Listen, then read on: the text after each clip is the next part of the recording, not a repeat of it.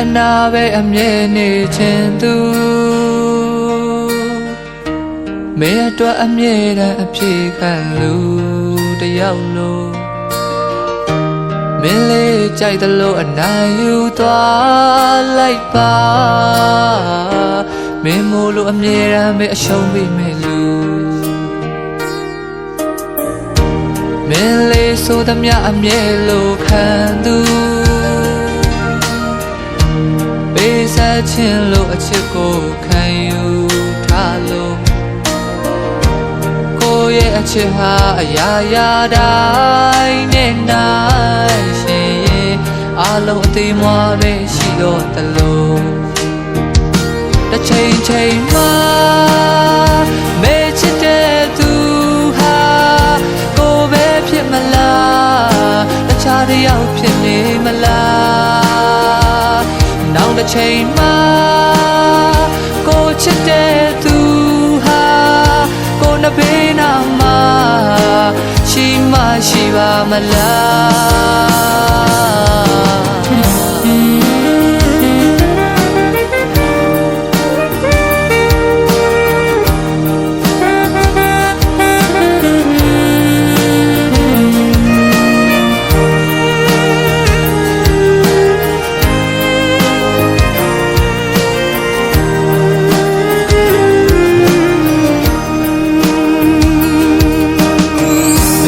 ရာကိုကြိုတွေ့တတ်သူမို့တစ်ချိန်ချိန်မှာမေ့ထားသွားမှဆိုညာတိုင်းပဲတွေ့ရင်ကိုမှရင်တွေဖုံး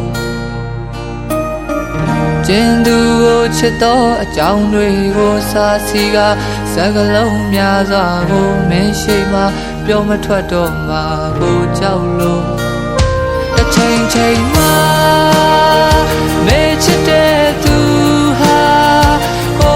ဖြစ်မလားတခြားတစ်ယောက်ဖြစ်နေမလား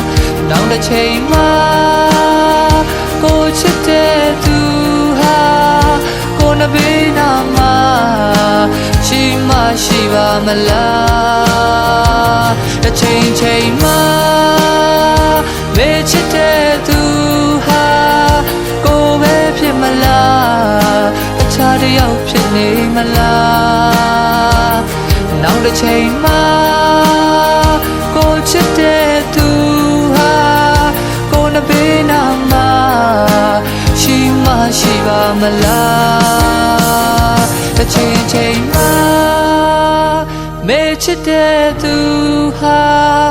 ကိုပဲဖြစ်မလားတခြားတစ်ယောက်ဖြစ်နေမလား